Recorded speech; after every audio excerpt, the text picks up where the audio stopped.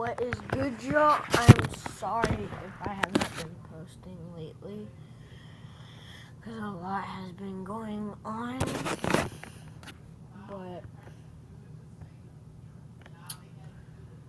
today we're going to be watching the weirdest teams in NBA history. So go subscribe to Rebound.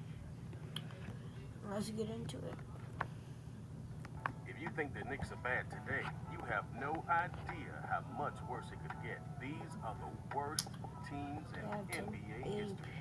Like many new expansion teams, when the Miami Heat had joined the league in 1987, along with the Hornets, Timberwolves, and Magic, they had been ill-equipped to compete with already established franchises. In the first official season during the 1988-89 season, the Heat were expected to compete on a level playing ground with the rest of the league's established franchises. The Heat, on the other hand, were left with the talents of young rookies and veteran journeymen to draw in the local attention needed to survive. Duck For the Dynasty, first few years, they failed miserably. 17 games into the season, they had failed to have so much as won one game either home or away. The only thing remarkable about the early season performance was just how bad they could get blown out in games. Early into the season, the Heat had lost to the Lakers in a 138-91 game. It didn't help that for whatever reason the league had established the team to be a West Coast competitor despite being located in Florida. This meant the team's players' closest away games was located in Houston, or 900 miles away. Ultimately, the Heat finished with a record of 15-67, which remains to be one of the worst in league history. Original marketer for the Miami Heat, Jeff Craney, talked about the early years, saying, "I think the ownership group at the time knew that the team was going to take a while to develop, and we needed to be an entertainment venue in the meantime." Established in 1995, when the NBA had begun experimenting creating new franchises in different countries, the Vancouver Grizzlies were born. It had been the first time since the 1940s the NBA had created a team in Canada since the one-season failure of the Toronto Huskies. However, with NBA ratings skyrocketing in a way the league had never seen before, league officials decided it was now the perfect time to try again. While its typical new expansion teams have a rough inaugural season, the Grizzlies remained terrible throughout their 6-year existence. In 6 seasons, the team finished last in its division 5 times and never won more than 30% of its season. Bro, if YouTube turns my comment back The team on, had developed such a notoriety for being so bad that fresh draft picks were who's gonna win? denied being Who's gonna lose? Knicks or the the Huskies? second pick when they selected Steve Francis. I think the Immediately demanded Knicks a are trade. gonna lose. Francis talked about the situation, saying, "Not saying I should have had my way, but I just think Who you think? Whose team do you think is gonna win in the chat? Eventually, a mix between a weak Canadian dollar at the time, along with lower attendance, resulted in the team being sold off to Michael Hislop, who then promptly moved the team out to Memphis, Tennessee. After 6 seasons, the team had finished with a record of 101 and 359.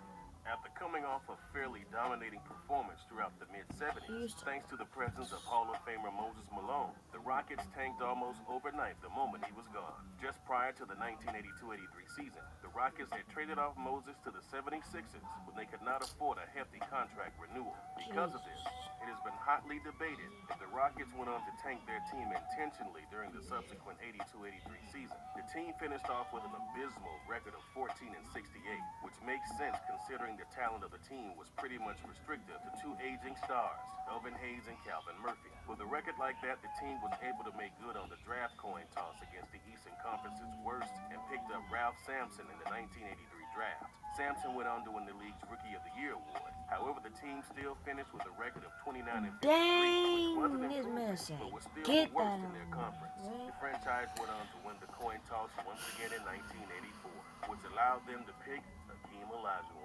It was not long after this that the league moved away from the coin toss draft system between both conferences' worst teams and implemented a lottery draft instead. Celebrating their 22nd season in the NBA and 31st as a franchise, the Denver Nuggets checked out during the 1997-98 season. After making some preseason moves, the Nuggets had acquired Eric Williams from the Boston Celtics, while also acquiring Johnny Newman from the Bucks. Both players ended up being complete wastes. Williams went on to play just 4 games before suddenly ruling out the whole season due to a knee injury, while Newman went on to fill a fairly mediocre role that went on to be fairly forgettable after all was said and done. Easily their biggest trade mistake had taken place when the club sent Antonio McDyess off to the Phoenix Suns. McDyess had been the only remaining star from the Nuggets' golden days just a season prior when Dikembe Mutombo had been around. After 40 games, the Nuggets boasted a record of 2-38, which then prompted the signing of free agent Corey Alexander, who had just been released by the Spurs. Despite a clear indication that Corey likely wasn't going to make much of a difference by virtue of his previous release, the Nuggets had been so desperate he was picked up anyway. No one on board had been in denial about the team's current position. After taking a loss to the Nets, who just a season prior had been the laughingstock of the NBA, Nuggets center Dean Garrett talked about the situation, saying, "It's nothing against any of these guys in here, but we need to get some help in here. We need to get some players in here who can help us win." For much flack as the players got for their performance, it was the coaching staff that bore the brunt of the media criticism.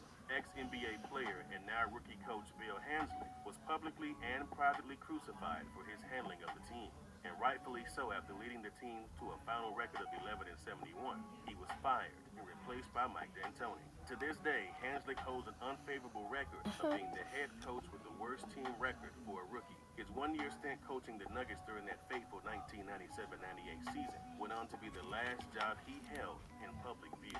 While many teams' failures can be traced back to the decisions made by the coach or ability of his players, the Dallas Mavericks' troubles in the 1992-93 season began the year before.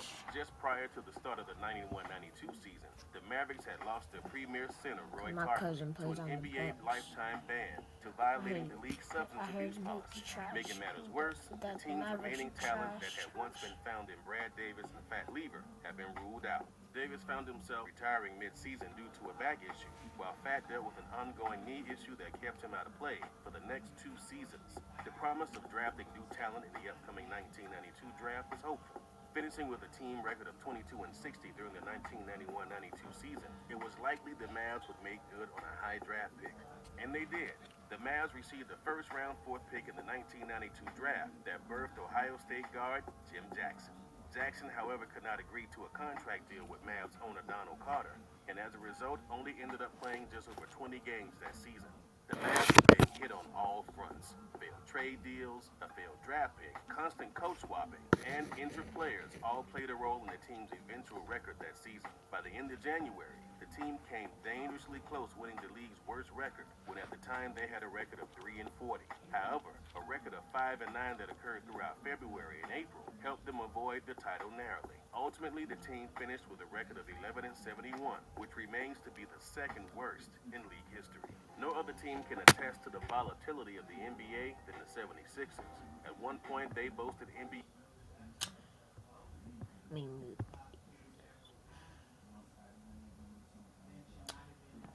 Bro, I bet all of y'all have Grammarly on your phone.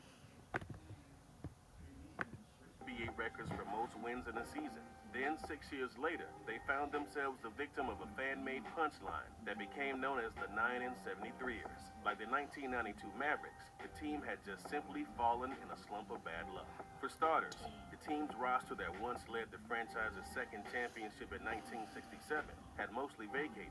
Now in the 1972-73 season, the last member of that Sixer dream team, Billy Cunningham, had left to play in the ABA, while head coach Jack Ramsey left to coach the Buffalo Braves. The 76ers replaced Ramsey with Roy Rubin, who coached basketball for 11 years in college, but had no experience in a professional league or a major college. The 76ers went on to lose their first 15 games, which stirred tensions between the players and staff, who had been convinced Rubin was a con artist. The link will be in the description. The 76ers fired him anyway, for failing to perform after leading the team to a record of 4-47.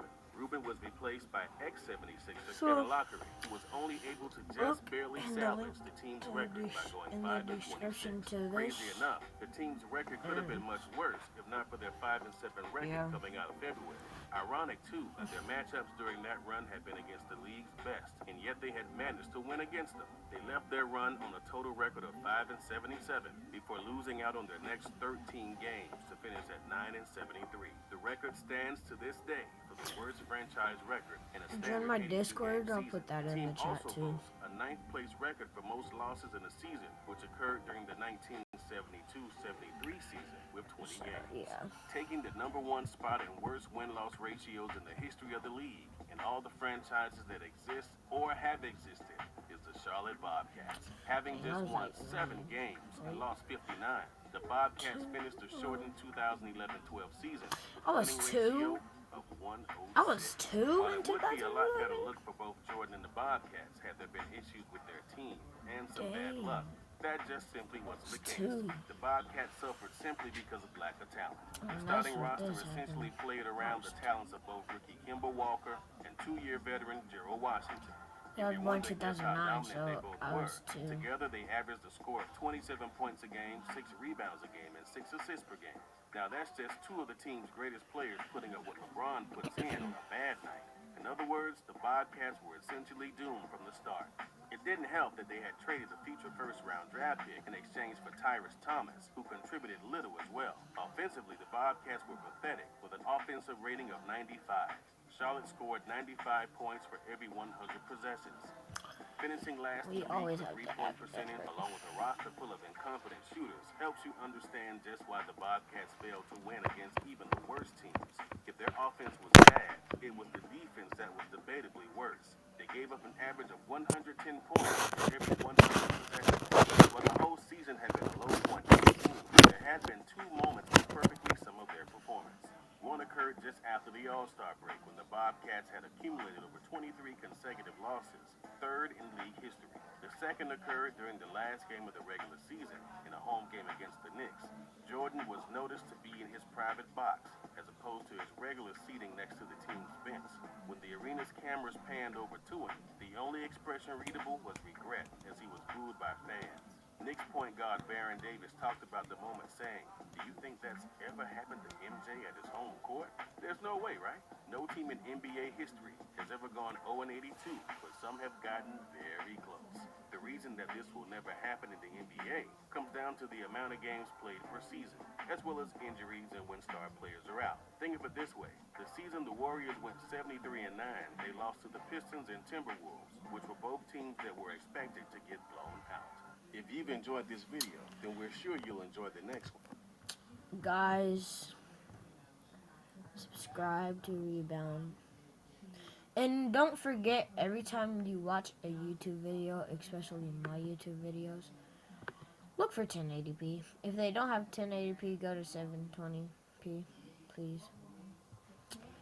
Because if you have it on, Jesus, if you have it on 144p, then that stuff is going to be trash. Sorry, it's just trash. So, go subscribe to Rebound, and link will be in the description for all of this. So, peace.